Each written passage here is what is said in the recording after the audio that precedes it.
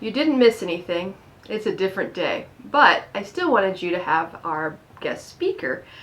So this is the one and only Bill Kunes, aka Keep Running with BK on YouTube. I asked Bill to come onto my channel, one, because he's free. But he's also my partner, my handsome husband, my true love.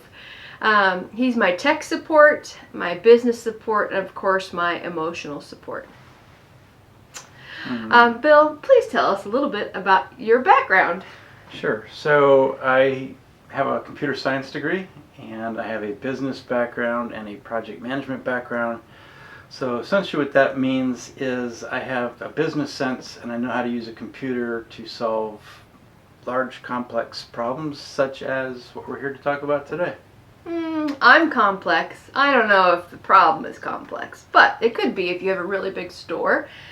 He also forgot to mention he does have his MBA, which makes him an expert. Well, anyways. So I asked him specifically to share today about Excel. January is a great time to get your inventory system started or under control. And I'm talking more about the record keeping aspect more so than, let's say, the storage aspect.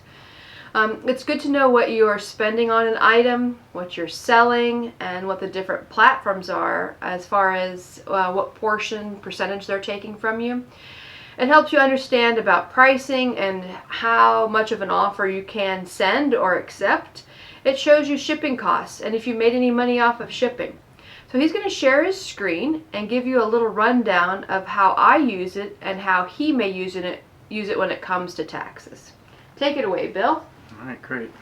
So we're going to shift cameras here and share our screen.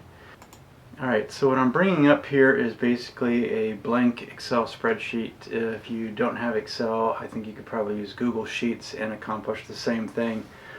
And really what I think you wanted me to demonstrate here was if you don't have an inventory system, how can you set one up using a spreadsheet in Excel or Sheets? So I will demonstrate that for you so you can see how that works.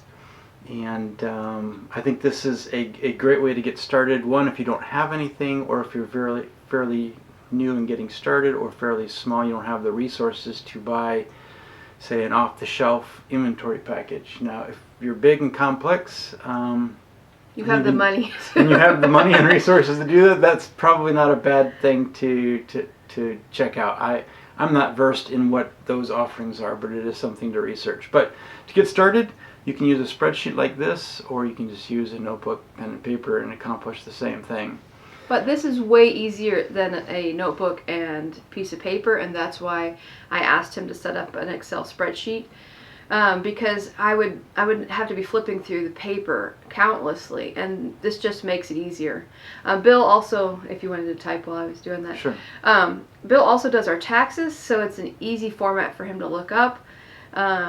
If you don't do your own taxes, then if you were to take this to your CPA, you could just print out or email this spreadsheet to them, and they would be able to pull all the pertinent information that they needed to glean.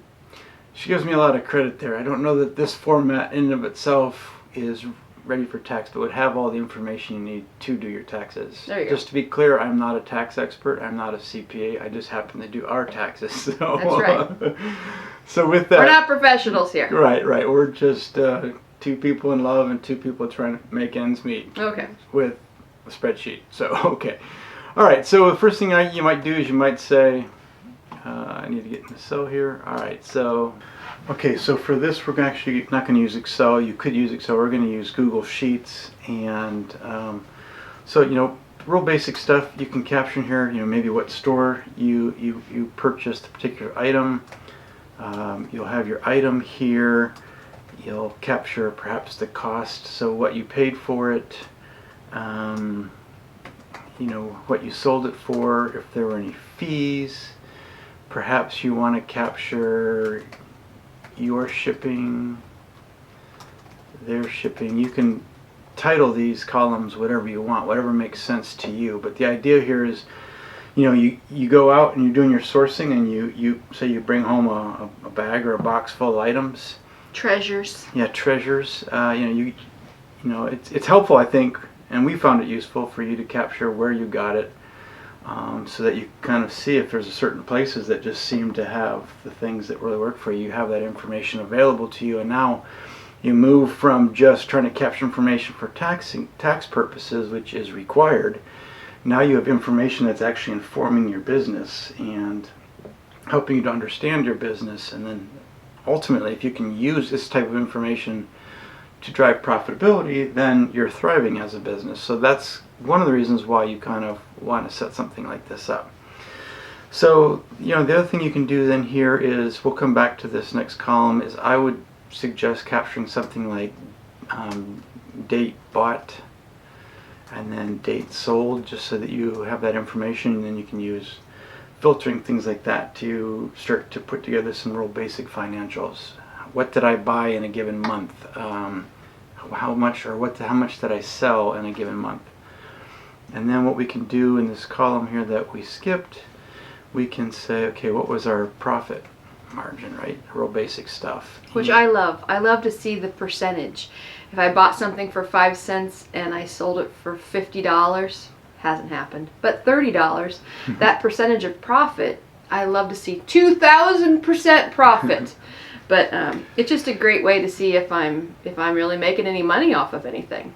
All right, so in this Google Sheet here, I've kind of set up a real basic spreadsheet. So I've listed in here the store, the item, how much it cost you, how much you sold it for, what kind of fees, if any, did you have to pay for, and then if you had to pay any additional for shipping. So, if you didn't get enough in the sale for shipping and you went above and beyond it, you. And everybody's different, because some people do free. So let's just leave shipping out, because some people offer free shipping, and we don't usually keep it in our profit. Right, but we'll put it in here just as an example. If Okay. You might find as you do your business, there's additional things. I think everyone might think of it or do it a little bit different. This is just one way to do it, to capture some basic information. Okay. So then let's just put some examples in here. So let's say, you like to get things for a quarter. And right, and so we'll say we sold it for $50, so nice, that's a pretty nice upsell. yeah, it's amazing. What kind of fees would 20% of 50. That's high. 20% of 50, let's just say $6. All right. So you make me do some math in my head, unprepared. I don't know if that's going to work. Right, we're going to skip your shipping, because we'll just say there wasn't any. So now we can put in a basic formula here to figure out what our profit is. So we'll say equals the $50, subtract from that what we paid for it, which would have been the cost, right? Yep. And then we subtract from it as well the fees. Okay. Okay, and I hit enter. So that's my profit. The profit would be $43.75. All right, so now that we've actually calculated the profit, you have the question of how do we know what percentage of profit that was? So what we can do here is we can insert a column. Okay. Right, and we'll call this one percent profit.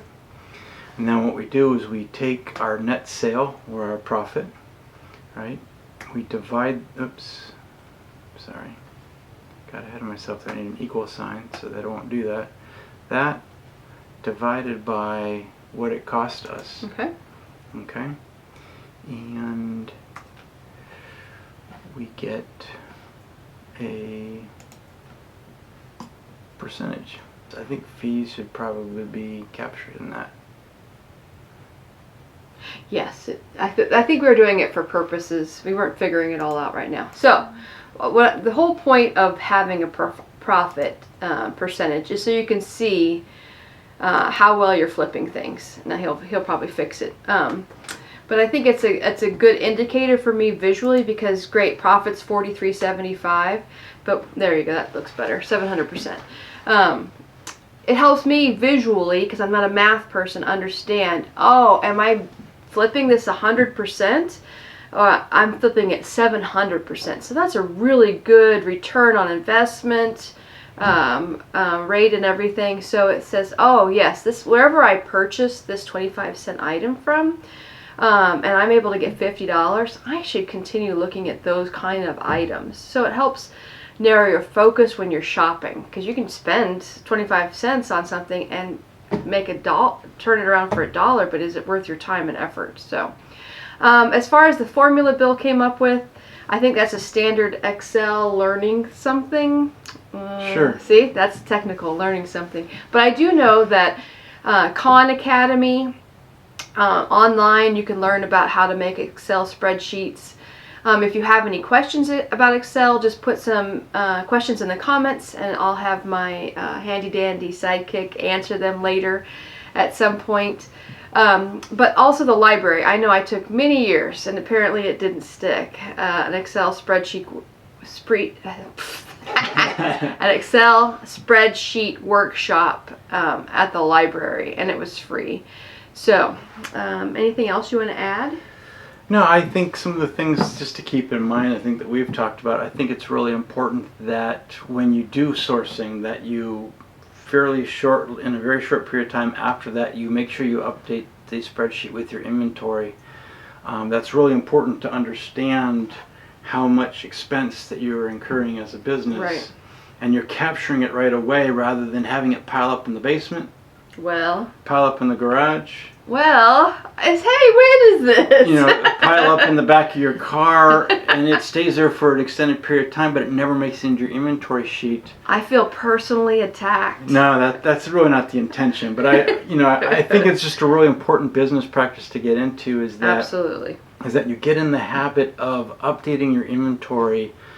At least consistently. Yeah, consistently. Not once a month, but maybe it doesn't have to be that day, but I would get in the habit of maybe weekly at a minimum of making sure that you're updating it so you have a picture of what of your business and what you have in your inventory, so that you can better understand your business. You also have more accurate taxes, and then when you truly get to that point where you're thriving in your business, driving profitability from this information. It's because you're looking at a current picture and not working from misleading information. So are you saying, Bill, that I should list the items rapidly after I purchase them? I'm saying that as a recommendation. Very well. And I think that this is an area of improvement probably for all businesses. I'm not singling you out. Oh, I wasn't taking it that way. Yeah, so I'm not singling you out. I'm just saying this. It was personal reflection. It's just good business practice. So with that, there you go. Well, thank you so much for watching this video today. Thank you to Bill Kunes, my handsome prince, for showing up. And if you liked this video, like it. If you didn't like it, just like it anyways for us. If you have any comments or questions, please put those down below in the chat. And as always, subscribe to Wild Orange Emporium, and you'll be notified when I put up a new video. And so for future monthly reviews, we'll have some different guests. Hopefully next month we'll have a seamstress and give you some tips on what's worth fixing, what's worth sourcing out, and what's not worth purchasing at all. So as always, see you later. Thank you. Tschüss. Bye now.